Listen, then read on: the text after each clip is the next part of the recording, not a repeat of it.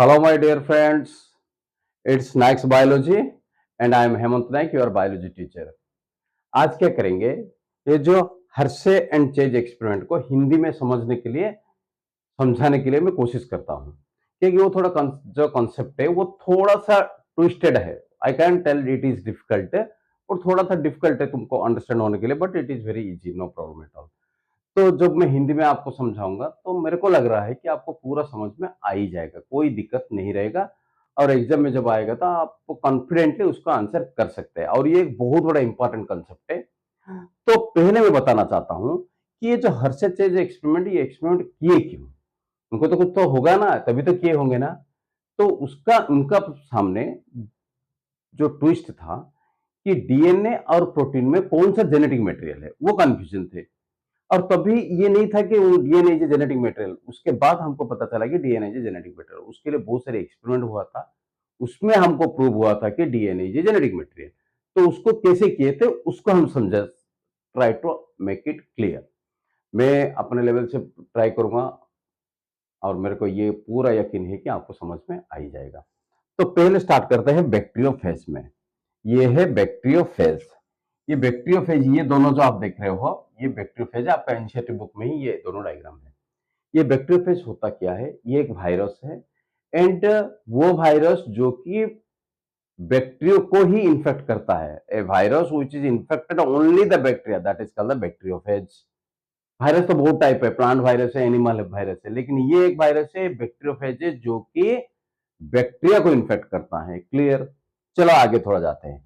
ये आपको बुक में लिखा है radioactive sulphur 35 labelled protein. ये क्या होता है भाई?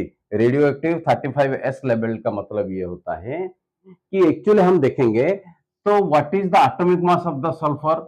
ये जो सल्फर है 32 है एटॉमिक मास, लेकिन उसका जो न्यूट्रॉन रहता है न्यूक्लियस के अंदर, उसका जो नंबर बढ़ जाता है तो उसको 35s बोलते हैं. S for sulphur, 35 for atomic mass. तो एटॉमिक मास चेंज क्यों हुआ? क्योंकि उसको रेडियो एक्टिव बनाना था हमको. हम क्या किए थे ना, सल्फर को हमको रेडियो एक्टिव बनाना था. तो उसका न्यूट्रॉन जो है उसका नंबर हमने चेंज किया है. उसके बाद क्या किए हम? फास्फोरस लिए, पी फॉर फास्फोरस, आपको पता होगा. और उसका एटॉमिक मास जो है वो है 30 है, लेकिन हमने किए है उसको 32p लिखे. इसका मतलब क्या है? उसका भी न्यूट्रॉन जो नंबर है उसको बढ़ा है. बढ़ाने के बाद क्या हुआ? वो रेडियो एक्टिव हो गया, इसलिए हम लिखे 32p. उसके बाद क्या होता है? लेवल्ड एक वर्ड आता है, आपका एनसीईआरटी बुक में लिखा है. लेवल्ड का मतलब क्या है? उसको हमने रेडियो एक्टिव बनाया. तो कैसे बनाया होगा? दो कल्चर लिया होगा और दो प्लेट लिया होगा. एक में रेडियो एक्टिव सल्फर डाला होगा जो कि 32s, और एक में रेडियो एक्टिव फास्फोरस लिया होगा जो कि 32p. 35s radio active sulphur, 32p radio active phosphorus, दो प्लेट में हमने रखे हैं. उसके बाद हमने लिया किए है बैक्टीरियोफेज, उसमें ही डाल दिए. इसमें दोनों दोनों जो प्लेट लिए थे उसमें डाल दिए. डालने के बाद क्या होगा? जो ये रेडियो एक्टिव सल्फर में डाले हैं, बैक्टीरिया में को जो पार्ट सल्फर से बना हुआ है वो रेडियो एक्टिव हो जाएगा. जैसे एक वायरस में अभी डाले हैं, तो वायरस का जो भी पार्ट जो सल्फर से बना हुआ है ना, वो रेडियो एक्टिव हो जाएगा. जैसे मान लो कि जो वायरस है वो दोनों चीज से बना हुआ है, आपको पता होगा. एक है जो डीएनए है, ये है, और जो पूरा पार्ट है ना भैया, ये सब जो है प्रोटीन से बना हुआ है. जो ये बैक्टीरियोफेज को हमने किस में डाले? रेडियो एक्टिव सल्फर से डाले. तो उसका जो प्रोटीन वाला पार्ट जो है वो रेडियो एक्टिव हो गया. और इसको क्या किए? हमने रेडियो एक्टिव फास्फोरस में डाले. तो फास्फोरस में जब डाले, हमने क्या हुआ कि इसका जो पार्ट फास्फोरस से बना हुआ है ना, वो रेडियो एक्टिव होगा. फास्फोरस में कौन सा पार्ट बना हुआ है? डीएनए. डीएनए जो भैया वो फास्फोरस से बना हुआ है, तो डीएनए जो है वो रेडियो एक्टिव हो गया. उसको हम बोले रेडियो एक्टिव लेवल्ड डीएनए. इसमें क्या लिखे है? Radioactive labelled protein. अभी समझ में आ गया? इसका मतलब है जो प्रोटीन जो है वो सल्फर से बना हुआ है, इसीलिए जो कल्चर में रेडियो एक्टिव सल्फर में डाले तो प्रोटीन जो है रेडियो एक्टिव हो गया यहाँ. और यहाँ क्या है? डीएनए जो रेडियो एक्टिव हो गया. उसके बाद जो first step our experiment is infection. Infection होता क्या है उससे पहले हम डिस्कस कर लेते हैं.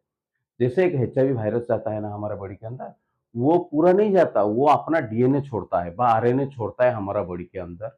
और हमारा जो सेल है उसमें जो है वो डीएनए में बन जाता है, उसका डीएनए से जैसा बन जाता है. तो इससे क्या हुआ, यहाँ भी इन्फेक्शन हुआ, लेकिन इन्फेक्शन वो कहाँ किसको करेगा, यहाँ ई कोलाई बैक्टीरिया को करेगा। हमने लिए थे यहाँ दो चीज लिए थे हर्षेंचेज, एक तो बैक्टीरियोफेज लिए थे और एक ई कोलाई बैक्टीरिया लिए थे। और ये बैक्टीरिया क्या अपना डीएनए मटेरियल यहाँ छोड़ा। देखो यहाँ मैंने ब्लैक में मार्क किया, यहाँ ब्लैक, तो इसका जो डीएनए यहाँ आ गया, बैक्टीरिया के अंदर आ गया। किसका डीएनए, बैक्टीरियोफेज का डीएनए। यहाँ भी क्या हुआ देखो भैया, ये डीएनए जो है इसके अंदर आ गया, इसके अंदर ई कोलाई के अंदर आ गया। अभी दोनों इन्फेक्टेड हो गए। इन्फेक्टेड के बाद क्या हुआ, अब पहले क्या, उसको इन्फेक्शन खत्म हो गया। इन्फेक्शन का मतलब है कोई भी ऑर्गेनिज्म, पैरासाइट ऑर्गेनिज्म अपना डीएनए को होस्ट के छोड़ता है, तो उसको हम कहते हैं इन्फेक्शन। उसके बाद आया ब्लेंडिंग, सेकेंड प्रोसेस। ब्लेंडिंग में क्या होता है, इलेक्ट्रिक मिक्सिंग, इलेक्ट्रिक करंट के द्वारा हम पूरा चीज को मिक्स कर देते हैं। और भी मिक्सर में है क्या जो मिक्स करेंगे, जो बैक्टीरिया है और जो वायरस का जो पार्ट है, डीएनए तो चला गया अंदर, जो पार्ट बचा है ना वो सब है मिलके सॉल्यूशन में, उसको हमने मिला दिया पूरा टोटल। उसको हम कहते हैं ब्लेंडिंग। और ब्लेंडर से होता है, ब्लेंडर का मतलब ये समझ लो कि हमारा घर का ग्राइंडर है। तो ये दोनों अभी क्या है, अभी सॉल्यूशन में दो चीज होता है। जो दो चीज रहेगा मिक्स करने के बाद, एक रहेगा बैक्टीरियल सेल और एक रहेगा कुछ वायरस सेल जो कि डीएनए नहीं है। तो उसके बाद क्या है, लास्ट जो प्रोसेस हम फॉलो किए, सेंट्रीफ्यूगेशन। और सेंट्रीफ्यूगेशन में क्या होता है, सेंट्रीफ्यूगेशन में हमने ऐसा एक प्रोसेस है जो कि हमको सेपरेट कर देगा पार्टिकल्स को, to separate the particles on basis of the density. तो हमको यहाँ डेंसिटी सेपरेट करने के लिए क्या जरूरी है भैया, क्योंकि हमको बैक्टीरिया सेल को सेपरेट करना है। किससे, वायरल जो सेल बचा हुआ है डीएनए के जाने के बाद उससे। तो हमने क्या किया, सेंट्रीफ्यूगेशन कर दिया। सेंट्रीफ्यूगेशन में हमको क्या मिला, एक तो मिला बैक्टीरियल सेल अलग हो गया, नीचे जा गया, और जो ऊपर में पानी पानी जैसा रहा उसको हम कहते हैं सुपरनाटेंट। अपना एनसीईआरटी बुक में पूरा क्लियरली लिखा है सुपरनाटेंट। ये supernatant means a liquid layer above the solid, solid layer के बाद ऊपर लेयर में जो बन जाता है उसको हम कहते हैं सुपरनाटेंट। और भी जो सॉल्यूशन बना सेंट्रीफ्यूगेशन के बाद, इसको मैं एक बता देता हूं। ये क्या है, एक जार में हमने डाल दिए, जो ऊपर में था वो लिक्विड लेयर था और जो नीचे में था वो बैक्टीरियल सेल था। नीचे में क्या था भाई, बैक्टीरियल सेल, ऊपर में क्या था, एक लिक्विड लेयर था। तो जो बैक्टीरियल सेल था नीचे, दोनों में अलग अलग हो रहा है। ऐसा सोचो कि एक ही एक्सपेरिमेंट है, इसका कल्चर अलग है, इसका कल्चर पूरा अलग है। इसमें जो बैक्टीरिया था उसमें जो हमने डीएनए देखे बैक्टीरिया में, वो क्या है, बैक्टीरियोफेज का डीएनए तो था लेकिन वो रेडियो एक्टिव नहीं था। लेकिन इसके अंदर जो हमने देखे बैक्टीरिया के अंदर, इसका जो डीएनए था वो रेडियो एक्टिव था। तो इसमें क्या प्रूव होता है, और जो सब बचा, जो बचा है बैक्टीरिया छोड़ के जो बचा था, जैसे मैंने बोला ग्राइंड के बाद जो डेंसिटी के हिसाब से वो जो ऊपर में पानी आ गया, वो क्या है, रेडियो एक्टिव नहीं था, लेकिन बैक्टीरियल सेल यहाँ रेडियो एक्टिव था। और यहाँ क्या था, बैक्टीरियल सेल रेडियो एक्टिव नहीं था, और जो बाहर में जो वायरस का जो पार्टिकल था वो सब जो हम कहते हैं जो सुपरनाटेंट, वो रेडियो एक्टिव था। इसमें क्या हुआ, क्यों ऐसे हो गया कि इसके अंदर तो जो डीएनए था वो रेडियो एक्टिव था, लेकिन इसके अंदर जो डीएनए था वो रेडियो एक्टिव नहीं था। क्यों था, क्योंकि यहाँ जो हमने रेडियो एक्टिव किए थे फास्फोरस से, वो डीएनए रेडियो एक्टिव हुआ था, because DNA consist of the phosphorus.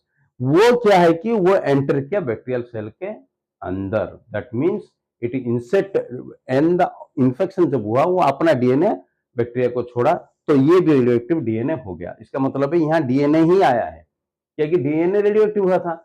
यहाँ क्या हुआ, इसका जो बैक्टीरिया रेडियो वो सल्फर में हुआ, तो सल्फर किस में है, प्रोटीन में है। Protein is consist of the sulphur. तो यहाँ जो प्रोटीन हुआ था, और उस ये जो बैक्टीरिया की सेल के अंदर आया प्रोटीन, बैक्टीरिया सेल के जब इन्फेक्शन हुआ बैक्टीरिया सेल के प्रोटीन नहीं आया। इन्फेक्शन के टाइम में जो डीएनए वहां जो एंट्री किया था, यहाँ प्रोटीन एंट्री नहीं किया, इसीलिए यहाँ जो बैक्टीरियोफेज का डीएनए था वो रेडियो एक्टिव नहीं था।